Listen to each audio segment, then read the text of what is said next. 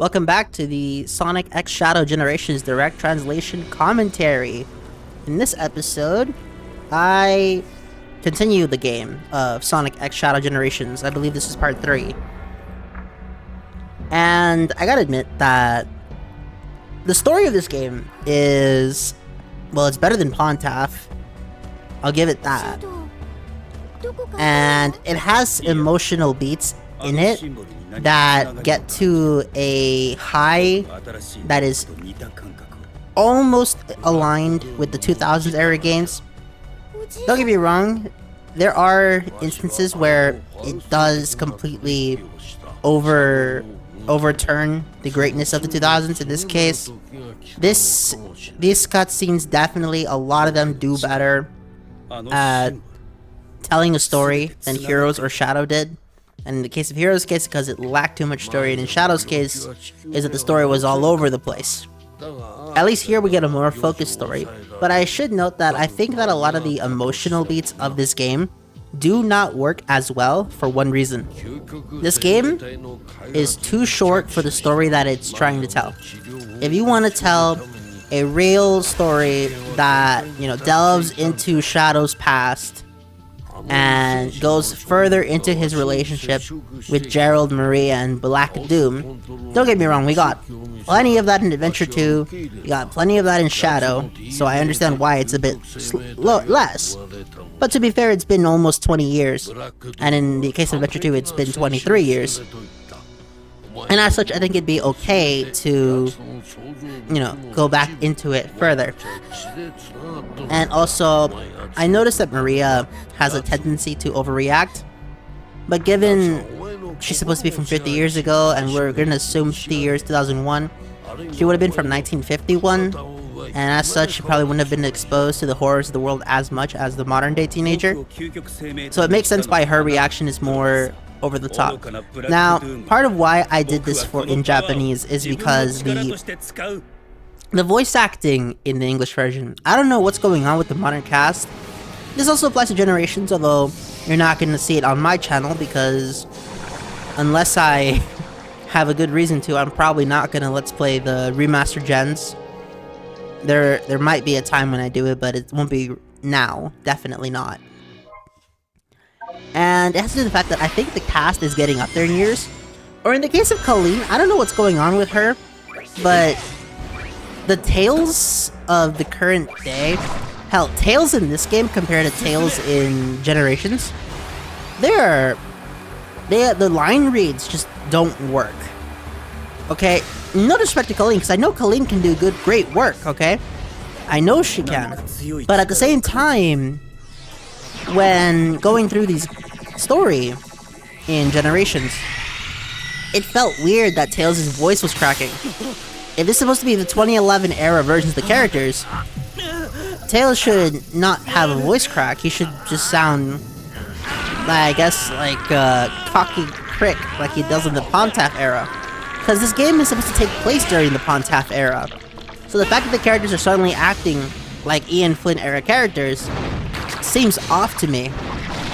Now, don't get me wrong, I do like that with the removal of the mandates, not all the mandates obviously, for example, they got rid of the mandate that Shadow couldn't smile. Now he's allowed to smile, and you'll actually see it in this game. Thank goodness. Or the fact that Team Dark is now a thing again, whereas the previous mandates did not allow that to be. I do like that. I genuinely do like that. I must admit, the reason I'm speaking so weirdly is because I just went to the dentist and my teeth really hurt. But I'm okay now. I'll be fine. Anyways, the white space is one of the more unique settings for these games. I know it's inspired off Frontiers, and I've already made my piece saying that I prefer the Frontiers islands to this thing. But I can see why a lot of people actually prefer this one. It's smaller, which allows it to be more focused. And since a lot of the game focuses more on the levels than the actual island, it's easier to pass less judgment on the white space. At least I think so. And also, I gotta admit, collecting 80, nubs for a machine is far easier than the How many tokens were there in Oranos Island? It's like 300 tokens or something. It was it was like 700, wasn't it? I'm trying to think of how many tokens there were in Oranos Island. You know, to collect the Sage Memory tokens? That's a real question. Definitely. Now, this level, I actually really do like this level. I like Chaos Island, unlike a lot of other people. I don't think it's the worst island. I think that the worst island in the original Frontiers, hot take, is Kronos, just because there's not enough to do in it when compared to Ares. Ares Island, I still think, is the best island until the Update 3, in which case Oranos became my favorite because they just put so much goodness in that. Look, a lot of people, I think, have soured on the Frontiers gameplay. Personally, I've soured on the writing of Frontiers, but the gameplay to me is still good. And because of that, I don't really know how to compare this to Frontiers. I tend to compare the previous main Sonic game of 3D games to the current one whenever I'm talking about the current one, just because it goes to show a change. Part of the reason why I don't favor Heroes as much as I probably would otherwise is because I compare it to SA2, and SA2 just did so much right. Heroes in a vacuum is better than, I think, every Pontaf game. I genuinely think Heroes is better than every Pontaf game. Except maybe Generations, but even then, I don't think Generations is, you know, the end-all be-all of Sonic gameplay. It's really good Sonic gameplay. In fact, it's the one that I recommended everyone begin with, because the truth is Sonic 1 is a dated game. As well-made as Sonic 1 is, it is still the most dated game of the series. Okay, you could argue it's one of the handhelds, like Chaos or something. But that's, at that point you're reaching. I'm talking about the main series. Now, I understand wanting to use the Frontiers engine for this level, the assets for this level, but at the same time, we just played this 2 years ago. Has it really been 2 years since Frontiers? Oh my goodness, and I played that at launch for you guys. That's crazy. Time really does fly, doesn't it? Yeah. Shadow wasn't here, which I believe is still being shown in this game, although at least now he does know about it. And missed opportunity, we didn't get to see Sonic and Knight fighting in the background, where in the middle of the level it would just cut to the Kellen Quinn song. That would have been so epic. I mean, I also would have liked to fight against the Titan, but to some people they think that would have been a bit distasteful, that's what I was told, because it would imply that Shadow's so far above Sonic that Sonic had to use Super Form 4 times in that game just to get through it, but Shadow could do it in base. I always liked the idea of Shadow just being that much stronger than Sonic. Maybe it's because I didn't grow up on Adventure 2 and Adventure 1. Those were games I played as an adult, whereas I played Shadow in 06 as a kid, where Shadow is clearly stronger than Sonic by a margin. And because of that, I don't really dislike the idea of Shadow just being that much stronger than Sonic. I mean, don't get me wrong, if I had my way, I would let Shadow keep his gun still. I like, you know, Shadow with a blicky. I think that's cool. And among the 2D stages, my thoughts on the 2D stages, they're cool. I've heard the argument that the Chaos Island, the Sunset Heights, and the Kingdom Valley 2D is better than 3D. Personally, I don't think so, but I do understand where people are getting from. It's just, maybe it's because of who I am, but I've always preferred the 3D games to 2D games. Same goes with, you know, level design.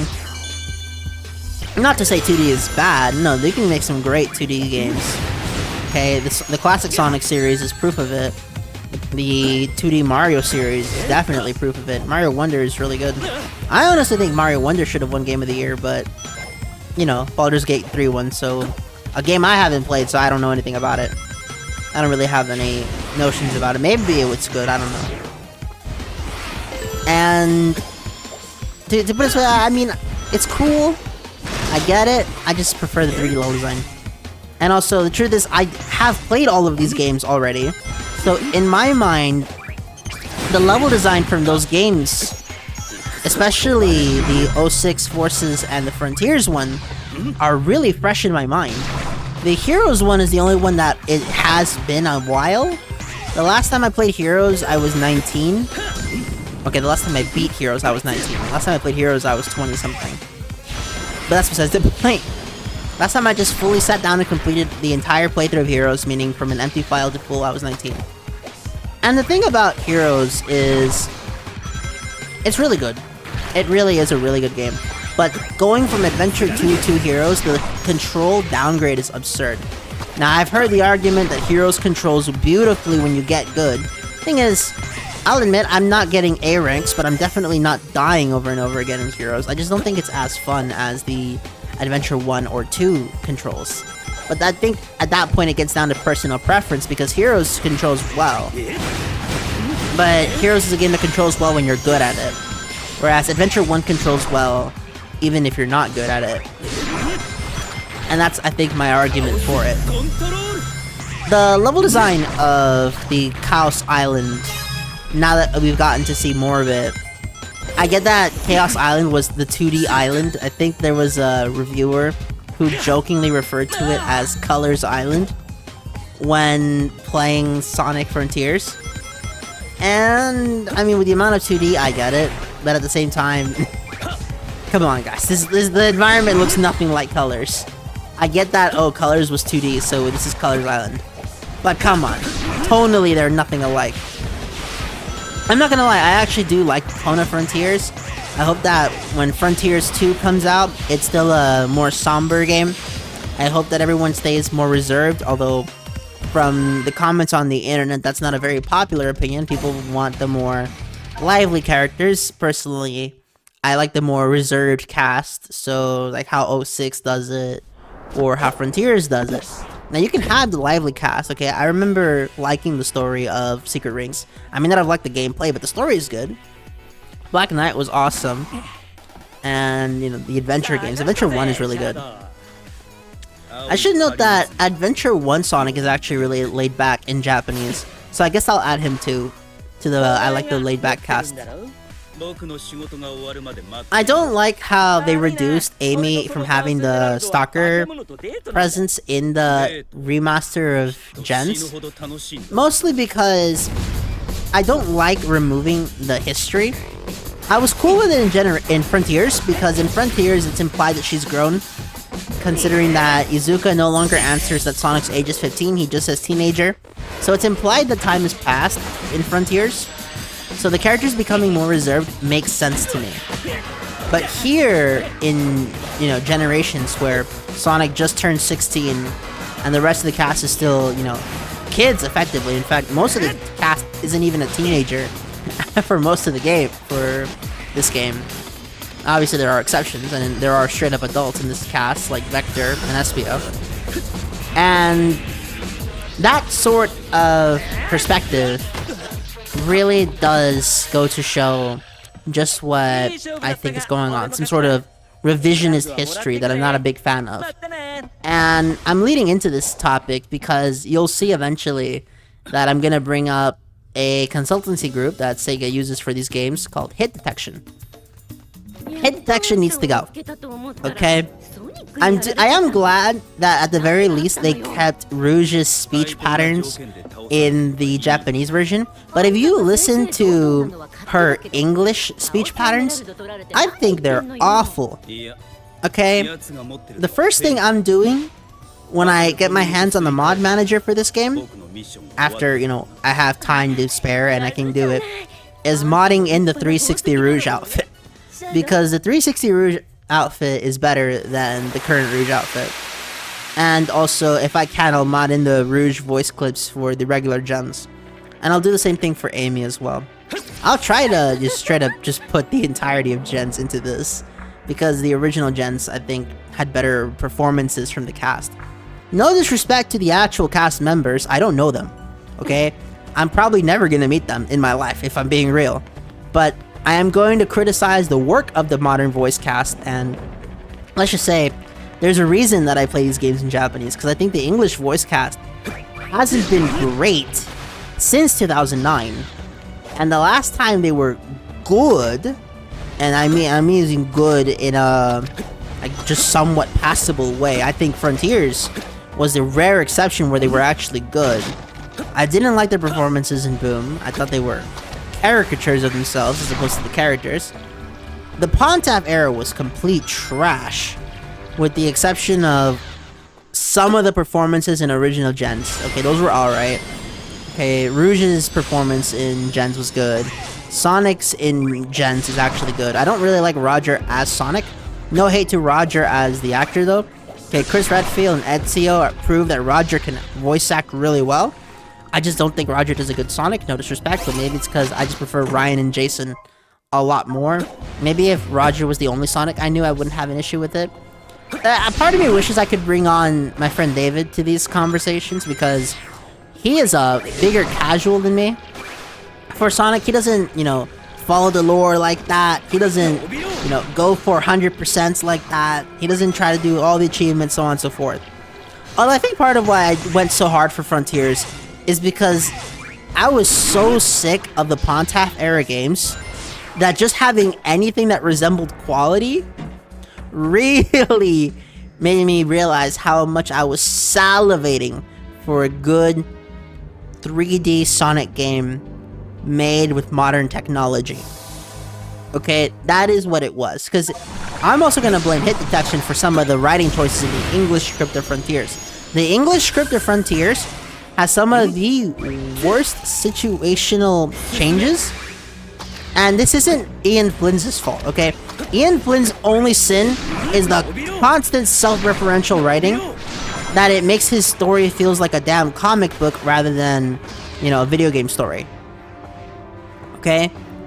And, again, I don't know Ian Flynn, I don't hate the guy. I'm probably never even gonna meet the guy. But I just think that he can't write as well as Maekawa. Maekawa, I think, needs to come back, okay? I don't know how it's gonna happen, but we need Maekawa to write these games again. Give us the Japanese-written Sonic games first. Because I don't want to wait for the Japanese translation. Because the thing is, the Japanese translation, what it does, it takes the base English story and just removes all of the really... how do I put it? That really cartoonish dialogue. I get the whole Sonic is a cartoon thing, herder. But I don't like the over-the-top dialogue. Okay? Hearing Sonic say Egghead, for example, or a lot of the more meme lines per se, I don't really like them. Now, that's not to say every one of those lines is bad, okay? I do like, well, it'll be a date to die for. I do like that one. I liked Where's That Damn Force Chaos Emerald, but stuff that I, you know, stuff that I don't really like is... like Baldy McNosehair. That's so stupid. I hated that shit. I remember when I saw Sonic Colors' cover art, and I asked myself, remember this is like, not even teenage me yet, I was still kid. It's like, am I too old for Sonic? That's what I thought, because I was like, man, Colors look so stupid. Wait, no, it was the 2000s, so I was probably saying like, man, Colors look so gay or something. Because the 2000s were a different time, guys. They were a very different time. Although I did watch Lucky Star, and I missed that show. That's besides the point. Okay, so these challenges, I really am looking forward to doing the hard mode challenges once I have enough time to spare. Because for now, I'm so busy. I'm just taking some spare time off to record one video for y'all. And pray that I can continue. Okay, so this next challenge is to kill enough of this enemy. Chaos Control is my friend here. Okay. Part of me wishes we could do what Mario Party does and let you practice it before even attempting it. I guess you can do that here because there's no lives. But I would like a button that just is called practice. Not even for practical reasons at this point. Just for the mental reasons. I know, it's called weak mental, but you know, that's life. Yeah, my teeth are in agony right now. Okay, y'all know when the dentist, you know, does a really good job, but they go a bit too far, and they might have, like, filed too much with the little spinning thingy. Aw, man. That's how it feels right now. And I believe we should have cutscene left. And if not a cutscene, then it's one more mission. I think so, yeah, I believe I have one more mission. yeah. This last mission is one of those Doomorph missions. So, 3D, thank goodness. It's a Doomorph, get to the goal on time. And, okay, Doomorph is not my favorite power-up in this game. If Doomorph didn't exist, I would think this game is a lot better. I don't think it's a bad power-up, but just not having it, I think, improves it as opposed to having it. It's not bad in the sense that it functions, but I don't think it adds enough to the experience, is how I'll phrase it. Also, I want to say that whoever wrote the hint for the Doomorph needs to take another English class because it was not complete. I don't think it was. But with that, we have completed our quota of missions for this episode. I hope you all enjoyed. I hope you like listening to me rant. Pause the video whenever a translator note or whenever just a large text box appears so that you can read my more thorough thoughts. But overall, I want to thank you all so much for watching and have a nice day.